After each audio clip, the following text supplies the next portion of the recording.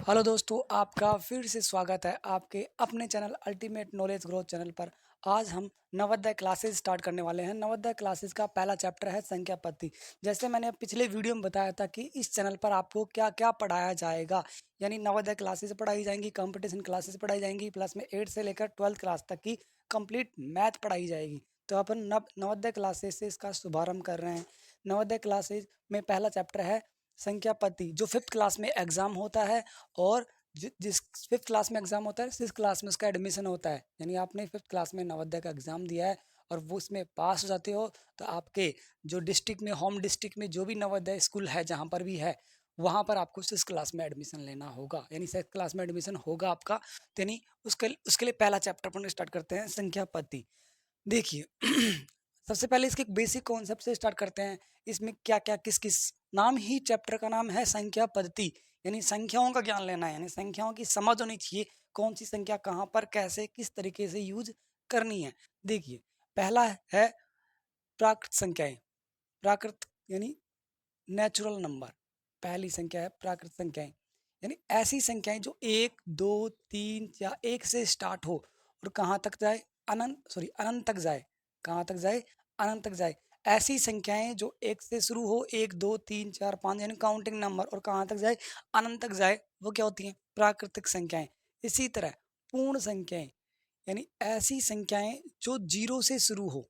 छोटी छोटी चीजें हैं, 0 1 2 3 4 5, और कहाँ तक जाए, अनंत तक जाए। यानी ऐसी संख्याएं जो 0 से शुरू हो, 0 1 2 3 4 5, और कहाँ तक जाए, अनंत तक जाए, वो क्या सारी चीजें क्या होती हैं, पूर्ण संख्याएं।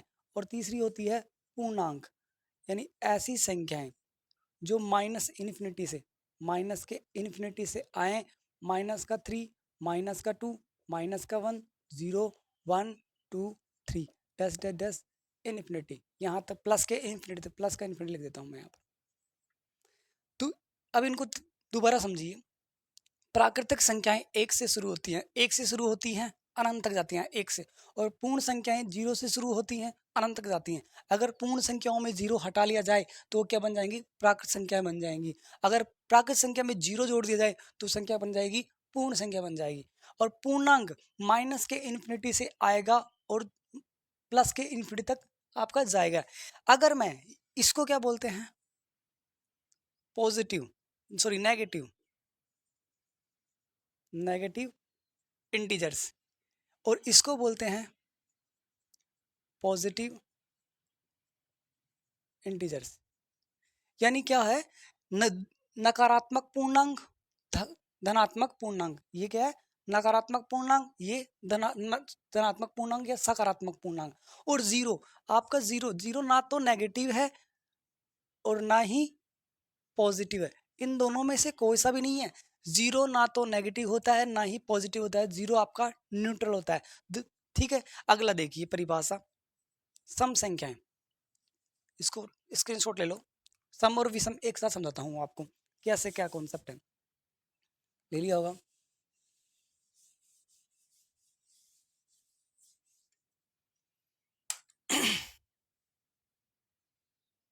फोर्थ, सम संख्या। सम संख्या को इवन नंबर भी बोलते हैं, इवन नंबर। देखो, सम संख्या और विषम संख्या, अगर सम संख्या सम में आ गई तो आपको विषम संख्या सम में आ जाएगी, या विषम संख्या समझ ली तो सम संख्या सम में आ जाएगी, एक दूसरे के अपोजिट है। सम संख्या ऐसी संख्याएं जिनमें 2 का पूरा पूरा भाग चला जाता है। 2 का पूरा पूरा पूरा, किसी भी संख्या का पूरा पूरा भाग जाने का मतलब क्या होता है, उसमें शेषफल 0 बच जाए, यानी ऐसी संख्या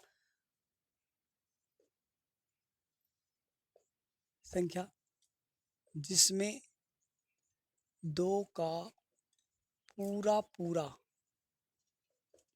भाग चला जाए, अर्थात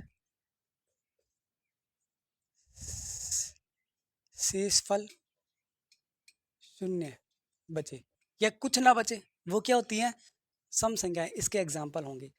और इसी तरह विषम संख्या। अब सम संख्या की परिभाषा आप समझ गए क्या है, जिसमें 2 का पूरा पूरा भाग चला जाए वो सम संख्या। तो जिसमें 2 का पूरा पूरा भाग ना जाए वो क्या होगी, विषम संख्या। तो ऐसी संख्या जिसमें 2 का पूरा पूरा भाग ना जाए, अर्थात शेषफल बचे। अब शेषफल बचे, कुछ भी बचेगा, लेकिन 2 का भाग देंगे तो शेषफल 1 ही बचेगा। ये कॉमन सेंस आपके अंदर होना चाहिए। अब देखो इन दोनों के एग्जाम्पल देखिए, जैसे 40 है, 40 में आप 2 का भाग दोगे तो पूरा पूरा भाग जाएगा। भाग आपको आते होंगे 5th क्लास में, अंदर आपको आ गए तो भाग आपको आते होंगे। भाग आपको मैं देके बता नहीं रहा। जैसे है आपका 122, 122 में 2 का भाग देना, बता देता हूँ। 122 में 2 का भाग देता हूँ, 6 बार गया, इधर ये 2 उतार दिया, 1 बार गया 2, यानी पूरा पूरा भाग चला गया, तो ये क्या है, सम संख्या। और जिसमें पूरा पूरा भाग ना जाए वो क्या होती है, विषम संख्या। जैसे 240, 248, 200 और 346, ये हो गए। और 144, ये सम संख्या है। विषम संख्या 121 है, 61 है, जैसे आपकी 73 है, जैसे आपकी 5 है, 5 में 2 का पूरा पूरा भाग नहीं जाता, 11 है। यानी ऐसी संख्या 5 है, 155 ले लेता हूँ मैं इसको, अभी और समझाता हूँ आपको। 13 है, एक कॉन्सेप्ट और है, 19 है। देखिए ऐसी संख्या जिसका इकाई अंक आप आपको देखो, इकाई अंक जैसे 4, 6, 8, 9, 0, 1, जी, इकाई अंक। इकाई अंक ये होता है, दहाई अंक ये होता है सैकड़ा वाला, इकाई, दहाई, सैकड़ा, हजार, 10,000, ऐसे आप काउंट करते हो नंबर को, ठीक है। तो ये इकाई अंक आपका ये है स्टार्टिंग वाला, राइट हैंड साइड से आपका जो क्या होता है इकाई अंक, ये दहाई वाला अंक, ये सैकड़ा वाला अंक, ये हजार वाला अंक, ये 10,000 वाला अंक, ठीक है। जिस जिस संख्या का इकाई अंक, जिस संख्या का इकाई अंक 0, 2, 4, 6, 8 हो, जिस संख्या का इकाई अंक 0 हो, 2 हो, 4 हो, 6 हो, 8 हो, वो क्या होती है, सम संख्या होती है। तो देखिए इकाई अंक 0 है, 2 है, 0 है, 8 है, 6 है, 4 है, यानी आप सम संख्या पता बिना भाग दिए हुए भी लगा सकते हो। यानी अगर आपको 2 का भाग नहीं देना है, डायरेक्ट पता लगाना है कि सम संख्या है या नहीं, तो इकाई अंक चेक कर लो। अगर इकाई अंक इनमें से कुछ है, इकाई अंक 0, 2, 4, 6, 8 है, तो यानी वो सम संख्या है, अदरवाइज वो सम संख्या नहीं है। अब आप कहोगे सर ये तो सम संख्या का आ गया, विषम संख्या का, जिसका इकाई अंक 1, 3, 5, 7, 9 हो, इनके अलावा तो यही बचे, 0 के बाद 1, 2 के बाद 3, 4 के बाद 5, 6 के बाद 7, 8 के बाद 9, 10 में तो वापस 0 आ गया ना, 11 में वापस 1 आ गया, 12 में वापस 2 आ गया, 13 में वापस 3 आ गया, तो ये चीज 9 तक ही लेंगे अपन। यानी जिसका इकाई अंक 1, 3, 5, 7, 9 हो, वो विषम संख्या होती है, यानी उनमें 2 का पूरा पूरा भाग नहीं जाता है। देखिए 1, 1, 3, 5, 3, 9, ये विषम संख्या है। जैसे आपको ये एग्जाम्पल, बहुत बड़ा एग्जाम्पल दे दिया जाता है, जैसे एग्जाम्पल यहाँ ले लेता हूँ, 3, 3, 6, 8, 9, ये है इतना बड़ा, इसमें आपको ये बताना है कि सम संख्या है विषम संख्या, तो आप इतना बड़ा भाग देना पॉसिबल नहीं है, टाइम ही नहीं है। तो क्या करेंगे, आप इकाई अंक पता करेंगे। इकाई अंक आपका क्या है, 1 है, इकाई अंक 1 है, तो यानी ये क्या है, विषम संख्या, क्योंकि इकाई अंक 1, 3, 5, 7, 9 हो तो वो क्या होती है, विषम संख्या। जैसे मैंने ये हटा दिया, तो यानी अब ये कौन सी से हो गई संख्या, सम संख्या, क्योंकि इकाई, इसका इकाई अंक क्या है आपका, 4 है, सम में आया, यानी ये चीज आपको सम में आ गई होगी, यानी सम संख्या हो गई, विषम संख्या हो गई। स्क्रीनशॉट ले लीजिए।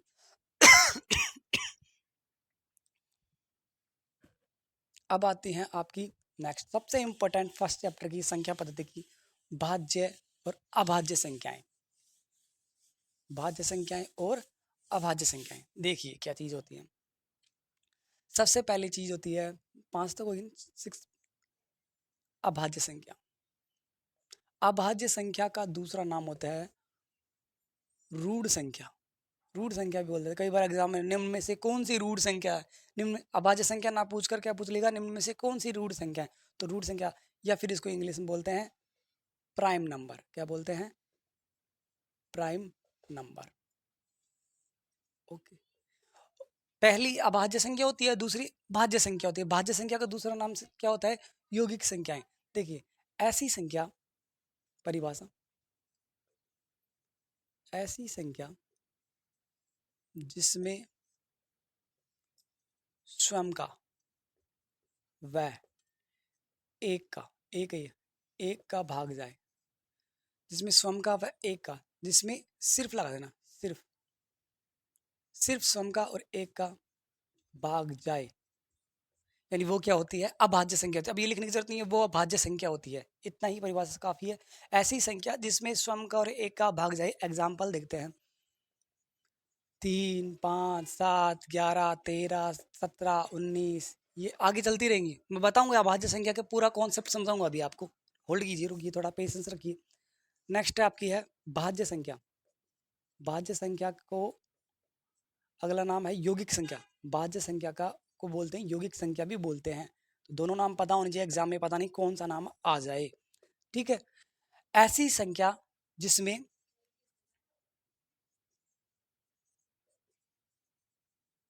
ऐसी संख्या जिसमें स्वयं व एक के अलावा किसी और संख्या का भी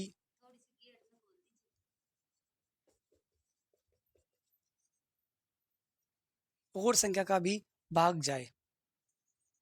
एक मिनट होल्ड कीजिए। ऐसी संख्या जिसमें स्वयं व एक के अलावा किसी और संख्या का भी क्या जाए? भाग जाए, वो क्या होती है? भाज्य संख्या होती है। जैसे एग्जाम्पल देखिए, इसके एग्जाम्पल हैं, जैसे मैं ले लेता हूँ 4, 8, 10, 15। अब समझिए, सबसे इंपॉर्टेंट चीज है ऐसी संख्या जिसमें स्वयं का व एक का, सिर्फ उसने बोला है कि सिर्फ खुद का जाना चाहिए और एक का जाना चाहिए, इसके अलावा किसी और संख्या का भाग नहीं जाना चाहिए, वो क्या होती है? भाज्य संख्या होती है। यानी ऐसी संख्या जिसमें सिर्फ दो संख्याओं का भाग जाए। दो संख्या यानी जिसके दो गुणनखंड है। गुणनखंड का मतलब जहां पर गुणनखंड वर्ड आ गया वहां पर यानी कितनी संख्या? दो संख्या का भाग जा रहा है।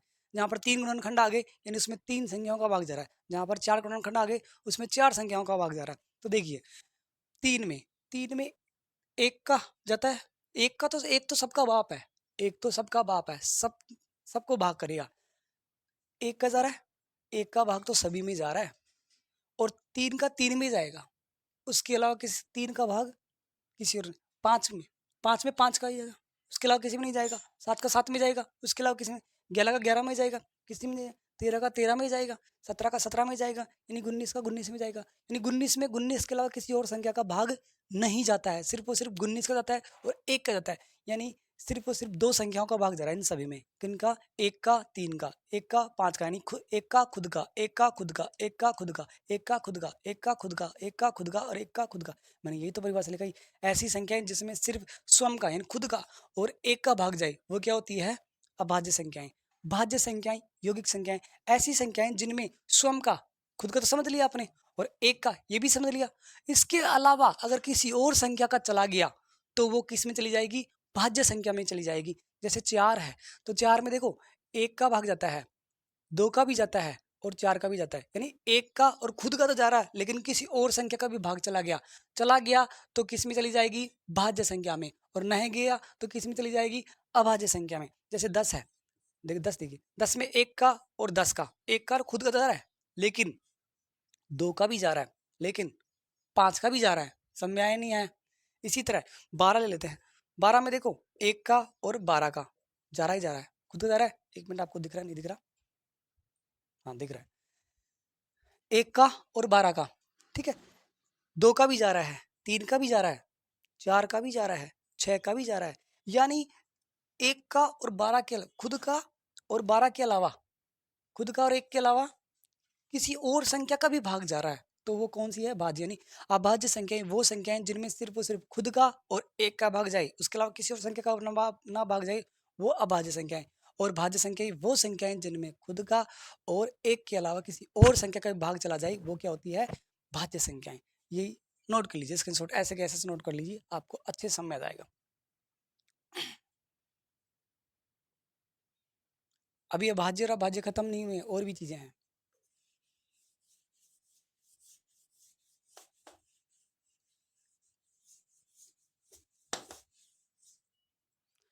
अब आपको कुछ चीजें पता होनी चाहिए। 1 से लेकर 100 तक 25 अभाज्य संख्याएं होती हैं। 1 से लेकर 100 तक 25 अभाज्य संख्याएं होती है, वो सारी की सारी अभाज्य संख्याएं आपको याद होनी चाहिए ए टू जेड। जैसे 1 से लेकर 100 तक 25 अभाज्य संख्या होती है, मैं सारी आपको काउंट करवाता हूँ। 2 3 5 7 11 13 17 19 23 29 31 37 41 43 47 53 59 61 67 71 73 79, जिसे 79 बोलते हैं, ठीक है, 83 और 89 97, ये सारी की सारी क्या होती है, आपकी अभाज्य संख्याएं होती है। लेकिन आपको याद होनी चाहिए, तो मैं आपको करवा रहा हूँ। 1 से लेकर 100 तक 25 अभाज्य संख्या होती है, और 1 से लेकर 200 तक 46 अभाज्य संख्या होती हैं, और 1 से लेकर 1000 तक कितनी अभाज्य संख्या होती है, 168। यानी एग्जाम में पूछ सकता है 1 से लेकर 100 तक कितनी अभाज्य संख्याएं होती हैं। ऑप्शन दे देगा 25 24 23 20, तो आपको 25 पर टिक लगाना है। और क्वेश्चन दे दिया 1 से लेकर 200 तक कितनी अभाज्य संख्या होती हैं। ऑप्शन दे देगा 46 44 40 45, तो 46 होती है। क्वेश्चन दे देगा 1 से लेकर 1000 तक कितनी अभाज्य संख्याएं होती हैं, तो आप ऑप्शन दे देगा 168 170 165 140, यानी 168 पर टिक लगाना है। समझ में आ गया? ऐसे क्वेश्चन देगा। तो देखिए देखिए 1 से लेकर 100 तक मैंने काउंटिंग लिख दी। इसमें देखिए कौन कौन सी अभाज्य संख्या है, ये सारी आपको याद होनी चाहिए। पहली अभाज्य संख्या है आपकी 2, फिर 3। इनमें अभाज्य संख्या का मतलब जिसमें खुद का और एक का, यानी ऐसी संख्याएं ढूंढनी है जिनमें खुद का भाग जाए और एक का भाग जाए, उसके अलावा किसी और संख्या का भाग ना जाए, उनकी बात कर रहा हूं मैं। 9 नहीं है, ध्यान रखना, कभी 9 लगा दो आप। 15 भी नहीं है, कई बार 9 और 15 में बहुत ज्यादा कंफ्यूज होता है।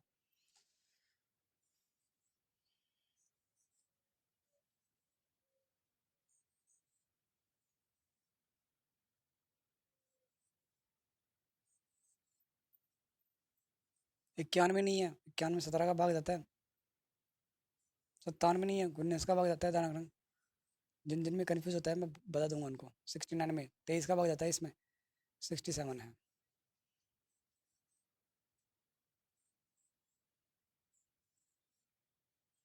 81 में 9 का भाग जाता है, ध्यान रखना। 87 नहीं है, 87 में 3 का भाग जाता है। इसमें 3 का भाग जाता है, ये भी नहीं है, ध्यान रखना। इसमें 13 का भाग जाता है, ये भी नहीं है। जो जिन जिन किस नंबरों को लेकर आपको डाउट है, वो मैंने आपको बता दिए। देखिए 1 से लेकर 100 तक मैंने आपको कितनी अभाज्य संख्याएं बताई थी, 25। तो 1 2 3 4 5 6 7 8 9 10 11 12 13 14 15 16 17 18 19 20 21 22 23 24 25, बोलो हुई या नहीं। यानी 1 से लेकर 100 तक कितनी अभाज्य संख्याएं, 25, और 1 से लेकर 200 तक होती है आपकी 46। ये आपको पता लगाने की जरूरत नहीं है, सिर्फ एग्जाम में आपको 100 तक आती हैं, ठीक है। 1 से लेकर 1000 तक कितनी अभाज्य संख्याएं, 168। एक क्वेश्चन और बन सकता है, 1 से लेकर 50 तक कितनी अभाज्य संख्याएं हैं। इस 1 से लेकर 50 तक कितनी अभाज्य संख्याएं हैं आपकी, 15 है। देखो 1 2 3 4 5 6 7 8 9 10 11 12 13 14 15, यानी 50 तक कितनी हो गई, 15। यानी 1 से लेकर 50 तक 15, 1 से लेकर 100 तक 25, 1 से लेकर 200 तक 46, 1 से लेकर 1000 तक 168 अभाज्य संख्या होती है। अब क्वेश्चन कैसे पुटअप किया जाता है, इनमें से अभी बता रहा हूँ। निम्न 61 61 से लेकर 70 के बीच में कितनी अभाज्य संख्या है। अब देखो 61 से लेकर 70 तक, 61 से 70 के बीच, 61 से 70 के बीच में, अब देखो 61 से 70 के बीच की बात कर रहे थे, यानी 61 और 70 तो नहीं होंगी, ध्यान रखना। कभी आप 61 भी लगा दो, 61 से 70 के बीच में, बीच की बात कर रहा, तो बीच में तो यही है। अब बीच में कौन सी है, 67, सिर्फ और सिर्फ यही आंसर है, ठीक है। वो पूछेगा कि 51 से 80 तक। अब देखो 51 से 80 तक बोल रहा है, यानी बीच में नहीं बोल रहा, तो 51 और 80 भी इंक्लूड होगी अगर है तो। लेकिन ये तो अभाज्य संख्या है ही नहीं, तो इन कौन सी है, 53, ये ये ये ये बोलो। वो ऐसे पूछ सकता है, निम्न में से कौन सी अभाज्य संख्या है। 4 ऑप्शन दे देगा आपको, 73, 68, 33 और 32 या 42, ऐसे ले लो। निम्न में से कौन सी अभाज्य संख्या है, तो आपको ये देखना है कि कौन कौन सी अभाज्य नहीं है। यानी ये भी अभाज्य नहीं है, ये भी अभाज्य नहीं है, ये भी अभाज्य नहीं है, यानी यही अभाज्य संख्या। अगर आपको नहीं भी आता है कि अभाज्य संख्या क्या क्या है, तो ये तो पता होना चाहिए कि भाज्य कौन कौन सी हैं। अगर भाज्य पता कर लिए तो अभाज्य पता चल गया, अभाज्य पता कर लिए तो आपको भाज्य पता चल गई। ऐसे क्वेश्चन आते हैं। निम्न में से कौन सी भाज्य संख्या है, वो ये भी पूछ सकता है कि निम्न में 4 ऑप्शन दे देगा, A B C D, 4 option दे देगा, 4 ऑप्शन दे देगा।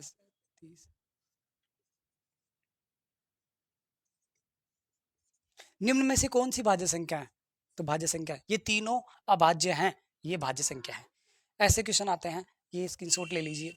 फिर आपको अभाज्य और भाज्य से रिलेटेड और भी कॉन्सेप्ट करवाने हैं, ले लिया होगा।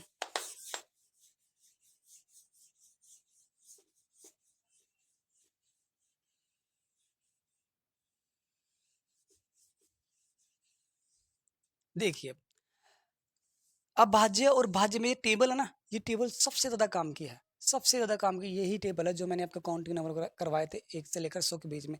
क्वेश्चन पुटअप होते हैं, 1 या 2 क्वेश्चन तो 100% हर एग्जाम में आता है, नवोदय के हर एग्जाम में हर साल आता है। देखिए पहला पॉइंट, सबसे छोटी अभाज्य संख्या, सबसे छोटी अभाज्य संख्या होती है 2। इससे पहले अभाज्य संख्या नहीं है। एक का बताऊंगा, एक ना तो भाज्य है ना ही अभाज्य, इसका मैं बताऊंगा अभी। देखिए सबसे छोटी भाज्य संख्या 2, सबसे छोटी, सबसे बड़ी, एक अंक की, एक अंक की, एक अंक की सबसे छोटी या सबसे छोटी 2 ही है, एक अंक की सबसे बड़ी अभाज्य संख्या। देखिए टेबल में देखिए एक एक अंक होना चाहिए, और एक अंक तो 9 नहीं है, देखना 7 है, 7 इससे बड़ी नहीं है। 2 अंक की सबसे छोटी अभाज्य संख्या 11 है। कौन सी है? 11 है। 2 अंक की 11, ठीक है। 2 अंक की सबसे बड़ी, 2 अंक की सबसे बड़ी अभाज्य संख्या कौन सी है? 97। आपको मैंने 97 करवाई थी। 2 अंक की सबसे बड़ी कौन सी है? 97। 2 अंक की सबसे छोटी कौन सी है? 11 है, ध्यान रखना, ठीक है। सब ये छोटी छोटी चीजें हो गई। 2 अंक की सबसे बड़ी, 2 अंक की सबसे छोटी, 1 अंक की सबसे बड़ी, 1 अंक की सबसे छोटी, चारों करवा दी। अब देखिए और भी चीज, मजेदार चीजें अब आएंगी। एकमात्र सम अभाज्य संख्या, एकमात्र यानी पूरी इस वर्ल्ड में एक ही ऐसी संख्या है जो सम है और अभाज्य है, बाकी कोई भी सम संख्या अभाज्य संख्या नहीं है। सबसे पहली संख्या है 2। 2 के बाद आप वो टेबल उठा के देख लेना, सारी की सारी विषम होंगी, सम नहीं होंगी, ध्यान रखना। तो यानी क्या है? एकमात्र सम अभाज्य संख्या। अच्छा जी, सबसे छोटी, और भी क्वेश्चन क्वेश्चन बना सकते हैं इनसे। सबसे छोटी विषम अभाज्य संख्या, ये नया क्वेश्चन बन गया। अपनी मर्जी से कई क्वेश्चन बन सकते हैं, मैं जितने में बन सकते हैं पॉसिबल है वो सारे क्वेश्चन बना के दिखा रहा हूँ यहाँ पर। सबसे छोटी विषम अभाज्य संख्या, देखो सबसे छोटी सम संख्या, सॉरी अब अभाज्य संख्या 2 है, लेकिन ये विषम की बात कर रहा है। 2 तो सम है, 2 नहीं होगी, यानी क्या है? 3। अगली अभाज्य संख्या 3 है, 3 विषम है, यानी यही है, ठीक है। अब ये तो अभाज्य संख्या से रिलेटेड हो गया। अब भाज्य संख्या की बात करते हैं। सबसे छोटी भाज्य संख्या, अब एक पे मत जाना, एक ना तो भाज्य है ना ही अभाज्य है, ये मैं बताऊंगा कहाँ कैसे है, ठीक है। एक को छोड़ दो, 2 आपकी भाज्य है, 3 आपकी अभाज्य है, 4 आपकी क्या है? भाज्य है, 4 आपकी क्या है? भाज्य है, यानी सबसे छोटी भाज्य संख्या क्या हुई? 4। वो एक क्वेश्चन ये भी सकता है, सबसे छोटी सम भाज्य संख्या। अब सम की बात कर रहा है, एक तो विषम है, नहीं होगा। 2 सम है, ठीक है। 3 विषम है, नहीं होगा, यानी 2 और 4। लेकिन वो भाज्य की बात कर रहा है, ये तो क्या है? आपकी अभाज्य है, यानी ये हट गई, 4 ही आई ना, यानी इसका आंसर भी 4 आएगा। अब आपके आती है, एक क्वेश्चन और बनता है इसके, सबसे छोटी विषम अभाज्य, सॉरी भाज्य संख्या, यानी ऐसी संख्या जो सबसे छोटी भी है और लेकिन और भाज्य भी है, लेकिन वो विषम है। तो देखिए 1 2 3 4 5 6 7 8 9 मैं लिख लेता हूँ। काउंटिंग क्यों लिखा है समझा रहा हूँ। एक ना तो सम है ना ही सॉरी ना तो भाज्य है ना ही अभाज्य है, ये तो हट गई। दो आपकी अभाज्य है, ये बैठ गई। आपको कौन सी बात करनी है? भाज्य की बात कर रही है, तो ये भी अभाज्य है, ये बैठ गई। अब देखो ये है आपकी भाज्य है, ये आपकी भाज्य है, ये भाज्य है और ये भाज्य है। 5 अभाज्य हट गई, 7 अभाज्य हट गई। ठीक है, भाज्य भाज्य आ गई आपके पास। अब सबसे छोटी निकालना है। सबसे छोटी तो 4 है, लेकिन वो किसकी बात कर रहा है? विषम की बात कर रहा है। तो ये तो सम है 4, 2 का भाग जा रहा है ना, तो ये सम है, ये हट गई। 6 ये भी सम है क्योंकि इसमें भी 2 का भाग जा रहा है, ये भी सम है। 8 ये भी सम है क्योंकि इसमें भी 2 का भाग जा रहा है। बची कौन सी? 9। आंसर आया नहीं आया? अब आ जाइए, नोट क्या है सबसे इंपॉर्टेंट? नोट, एक ना तो भाज्य है और ना ही अभाज्य है। ये क्या चीज है? एक ना तो भाज्य है ना ही अभाज्य है। देखिए एक है, अब भाज्य के लिए कंडीशन क्या थी? कम से कम, सॉरी, अभाज्य के लिए क्या कंडीशन थी? कम से कम 2 संख्याओं का भाग जाना चाहिए, यानी खुद का और एक का। खुद का और एक का भाग जाता है, यानी दो कम से ज्यादा या कम से कम 2 संख्याओं का तो भाग जाना चाहिए। अभाज्य संख्या के लिए 2 संख्याओं का भाग जाना चाहिए। और लेकिन भाज्य संख्याओं में, जैसे भाज्य संख्या 4 है तो खुद का और एक का तो जा रहा है, लेकिन किसी और संख्या है, यानी कम से कम 3 संख्याओं का या 3 से ज्यादा संख्याओं का भाग चला जाता है, तो वो क्या है? आपकी भाज्य है। और 2 संख्याओं का भाग चला जाता है तो वो आपकी क्या है? अभाज्य है। लेकिन एक में तो सिर्फ एक का भाग जा रहा है। अभाज्य के लिए कितनी संख्या का भाग जाना चाहिए? 2 संख्याओं का भाग जाना चाहिए, लेकिन इसमें तो सिर्फ एक का। और भाज्य के लिए कम से कम 3 संख्या या 3 से ज्यादा संख्याओं का भाग जाना चाहिए, लेकिन कितने का जा रहा है? एक का। यानी ये तो ना तो भाज्य की कंडीशन को पूरा कर रहा है ना ही अभाज्य कंडीशन को पूरा कर रहा है। यानी ये आंसर, ये तो ना तो भाज्य है ना ही अभाज्य है। सबसे इंपॉर्टेंट चीज, सबसे ज्यादा क्वेश्चन इन्हीं में से आता है, नोट कीजिए आप।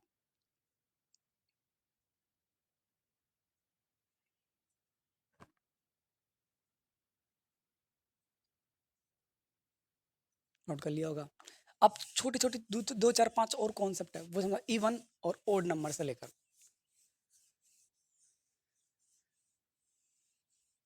इवन और ओड नंबर को लेकर क्वेश्चन आते हैं। मैंने आपको सम संख्या बताई। सम संख्या ऐसी संख्याएं जिनमें 2 का पूरा पूरा भाग जाता है, जिनका इकाई अंक 0 2 4 6 8 हो वो सम संख्याएं।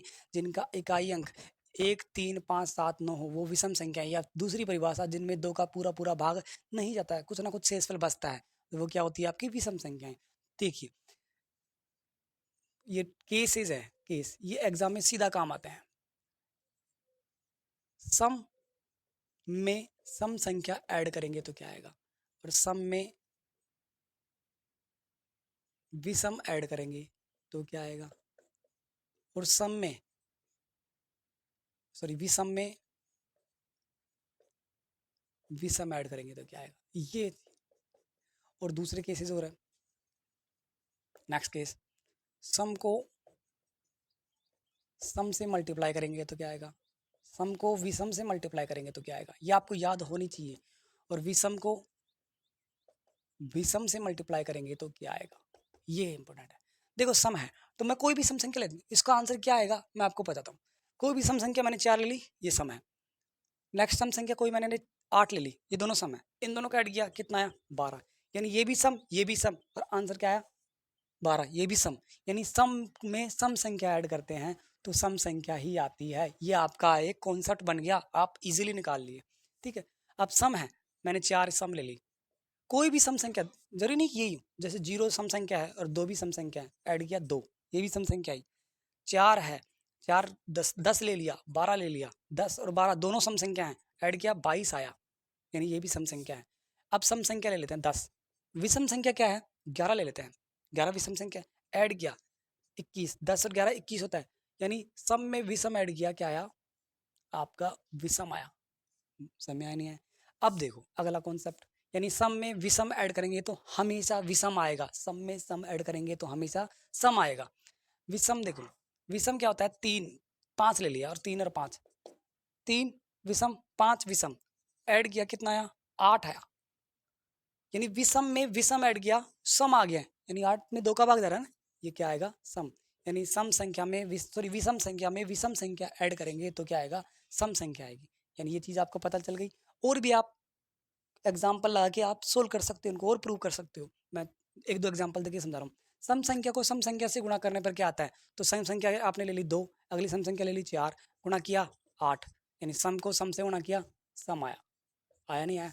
सम सम ले लिया मैंने 10, विषम ले लिया मैंने 11, ये सम है ये भी सम है, गुणा किया 110, 110 इकाई अंक 0 है, जिसका इकाई अंक 0 होता है वो क्या होती है, सम संख्या, यानी क्या आएगा, सम संख्या। विषम संख्या 3 है, अगली विषम संख्या 5 है, ऐड किया कितना आया, सॉरी मल्टीप्लाई किया कितना आया, 15, यानी विषम को विषम से मल्टीप्लाई किया, विषम ही आया, यानी क्या आएगा, विषम। आज के लिए इतना ही करते हैं, कल फिर मिलेंगे। अगर आपको ये सेशन अच्छा लगा हो तो मेरे चैनल को लाइक कीजिए, सब्सक्राइब कीजिए और चैनल पर बने रहिए। Thank you.